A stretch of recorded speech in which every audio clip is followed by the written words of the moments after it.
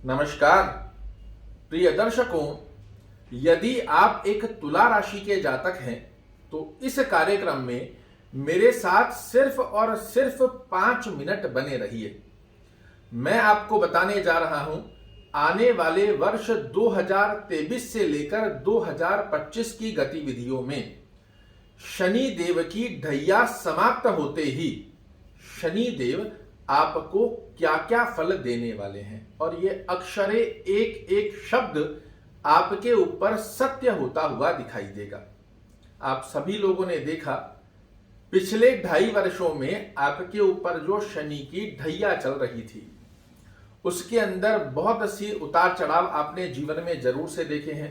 धन से संबंधित हानि का योग, रिश्तों में खटास, रिश्तों में मनमुटाव, धोखे की स्थिति का योग, मेहनत जो कर रहे थे उसमें रिजल्ट ना निकल कर आने का योग, अपने कर्म क्षेत्र से संबंधित परेशानियां, फिजूल के खर्चे, सडन ऑफ लॉस लग जाना, इस प्रकार की गतिविधियां आपने देखी है। जबकि तुला राशि वाले और तुला लग्न वाले जातकों के लिए शनि महाराज कुंडली के अति योग कारक ग्रह होते हैं। उसके पश्चात भी शनि ढैया में आपने बहुत से उतार चढ़ाव देखे हैं, किंतु अब 17 जनवरी 2023 को जैसे ही शनि की ढैया आपके लिए समाप्त होगी और आपकी कुंडली में भौतिक सुख और आकस्मिक लाभ के स्वामी शनि महाराज पूरे 30 वर्ष पश्चात सभी ग्रहों का भ्रमण करते हुए अपनी मूल त्रिकोण राशि, जहां नंबर 11 लिखा है, अपनी मूल त्रिकोण राशि में प्रवेश करते ही आपको क्या क्या लाभ देने जा रहे हैं वो भी बता रहा हूं। और मैं दावे के साथ कह सकता हूं पिछले 2.5 वर्षों में जो जो आपने खोया है सूत समेत वही शनि महाराज आपको लौटाते हुए पाए जाएंगे।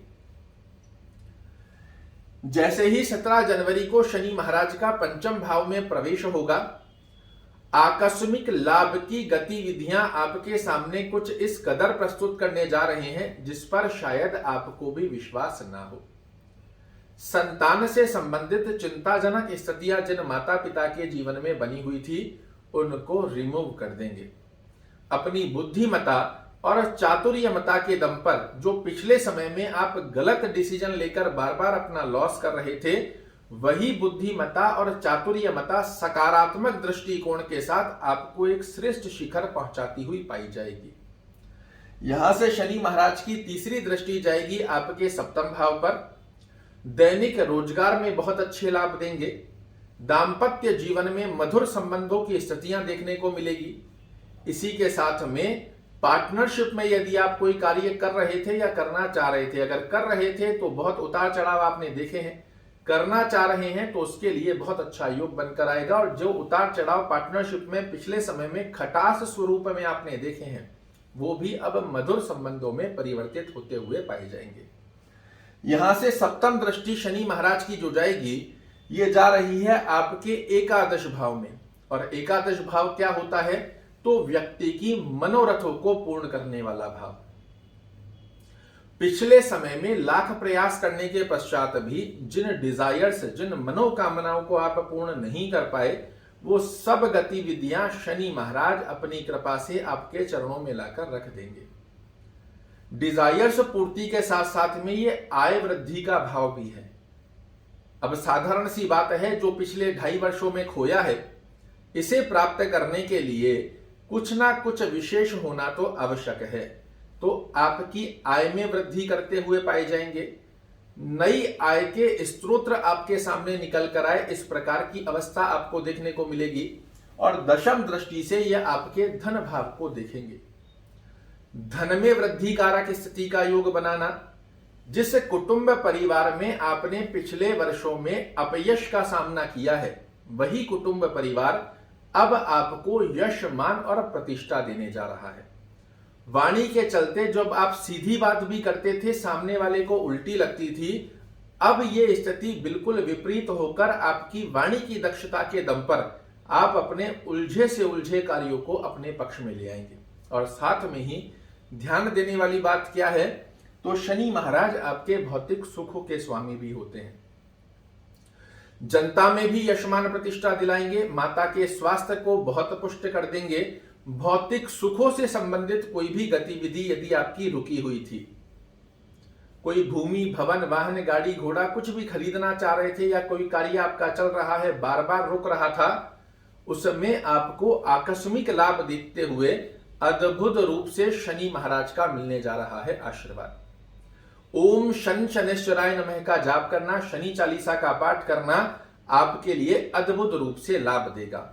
अब यहां सबसे महत्वपूर्ण बात जान लीजिए, जब भी आप मेरा कोई कार्यक्रम देखते हैं, मैं सबसे पहले कंडीशन रखता हूं कि शनि का प्लेसमेंट आपकी कुंडली में अच्छा हुआ या जिस भी ग्रह का फलादेश आप सुन रहे हैं उसका प्लेसमेंट आपकी कुंडली में अच्छे भाव में बना हुआ है, तो अक्षरे एक एक शब्द आपके ऊपर यह लागू होगा। आप तुला राशि या तुला लग्न के जातक हैं, कंडीशन क्या बनती है कि शनि महाराज आपको शुभ फल देंगे कि नहीं। पहली स्थिति में शनि देव जहां एक नंबर में लिखे हुए हैं, ये 3 डॉट मैंने 4 डॉट बनाए हैं, इसको ध्यान से देखिएगा।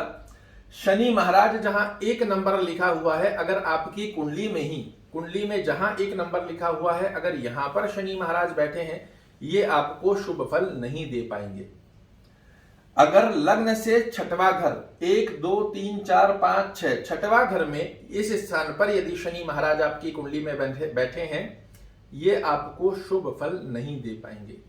लग्न से 8वां घर, छठवां यहां हो गया, 7 और 8, अगर लग्न कुंडली में इस स्थान पर शनि महाराज आपकी कुंडली में बैठे हैं, ये आपको शुभ फल नहीं दे पाएंगे। और लग्न से 12वां घर, 8 तक यहां हो गया, 9 10 11 और 12, जहां 6 नंबर लिखा है, इस स्थान पर यदि शनि महाराज आपकी कुंडली में बने हुए हैं, तो आपको ये शुभ फल देने की स्थिति का बल नहीं रखते हैं। इन स्थानों पर शनि महाराज बाध्यता ले लेते हैं व्यक्ति को अशुभ फल देने के लिए। बाकी अन्यत्र कहीं पर भी बैठे हुए हैं, तो 17 जनवरी के बाद जो जो गतिविधि मैंने बताई है, ये अक्षरे आप अपने जीवन में फील करते हुए, अनुभूति करते हुए पाए जाएंगे। विशेष रूप से पूरे ग्रहों की गणना को यदि आप चाह रहे हैं, तो आप कुंडली दिखवाइए किसी अच्छे ब्राह्मण को, हमारी संस्था से भी दिखा सकते हैं। आपको बहुत अच्छी गतिविधि में पता पड़ जाएगा कि ग्रहों की स्थिति आपकी कुंडली में क्या है। किंतु आज का विशेष कार्यक्रम तुला राशि वाले जातकों पर शनि की ढैया समाप्त होने के पश्चात शनि महाराज किस प्रकार से आपको रिजल्ट देंगे, यही मेरा प्रयास था और आशा करता हूं आपको अच्छे से समझ आया होगा। वर्ष 2023 की आप सभी लोगों को बहुत बहुत हार्दिक शुभकामनाएं। बहुत अच्छा ये वर्ष आपका रहे, इसी कामना के साथ आपसे विदा चाहूंगा। कल फिर से एक नई जानकारी लेकर आपके सामने उपस्थित होऊंगा। तब तक के लिए नमस्कार।